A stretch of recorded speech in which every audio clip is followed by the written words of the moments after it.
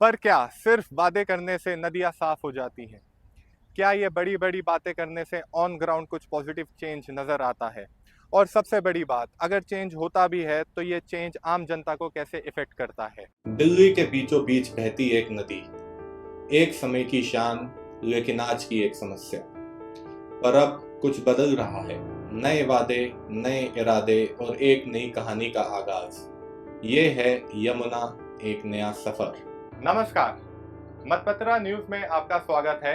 मैं हूं आपके साथ प्रतीक चोपड़ा और आप देख रहे हैं यमुना, एक नया सफर। दिल्ली चुनाव में भाजपा की एक नई सरकार ने शपथ ली और एक मुद्दा जो काफी जोरों शोरों से उठाया गया वो थी यमुना की सफाई। पर क्या सिर्फ वादे करने से नदियां साफ हो जाती हैं? क्या ये बड़ी बड़ी बातें करने से ऑन ग्राउंड कुछ पॉजिटिव चेंज नजर आता है?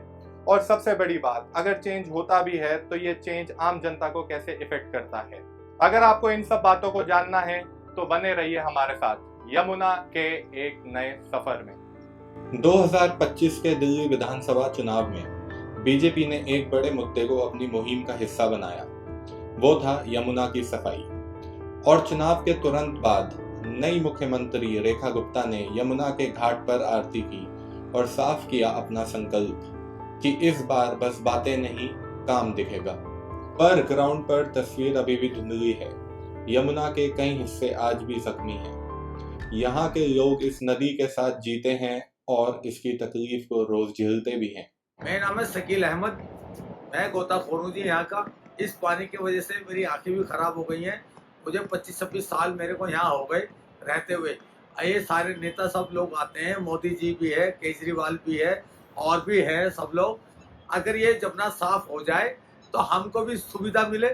अब हम जमुना के किनारे पे रहने के बावजूद कोई सरकार हमारी तरफ कोई ध्यान नहीं देती। बोलते हैं कि जमुना मैया हम साफ करेंगे, ये साफ होती क्यों नहीं है? भाजपा की नई सरकार ने यमुना के लिए कई कदम उठाने का वादा किया है, जैसे नालियों का डाइवर्जन, नए एसटीपीज का निर्माण और यमुना के रिवर फ्रंट डेवलपमेंट, जिसे दिल्ली का एक नया चेहरा भी कहा जा रहा है। हमारी सरकार निर्णायक कदम उठाएगी और लगातार यमुना जी को निर्मल और स्वच्छ बनाए जाने की दिशा में काम करेंगे। इसके लिए हमने 500 करोड़ रुपए की लागत से 40 डिसेंट्रलाइज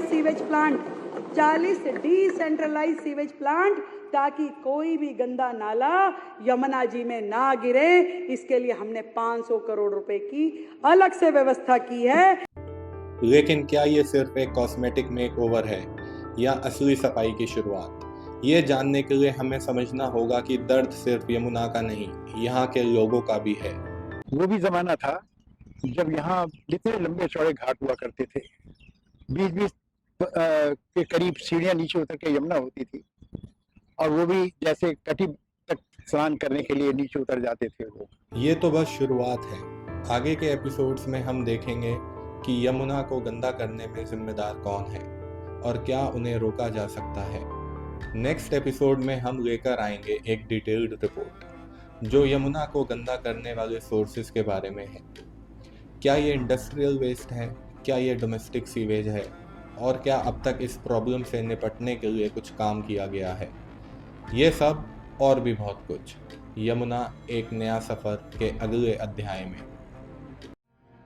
ये सिर्फ एक वीडियो नहीं, एक नया दृष्टिकोण है जिसमें हम एक नदी को सिर्फ पानी नहीं बल्कि एक सभ्यता के रूप में देखने की कोशिश करेंगे।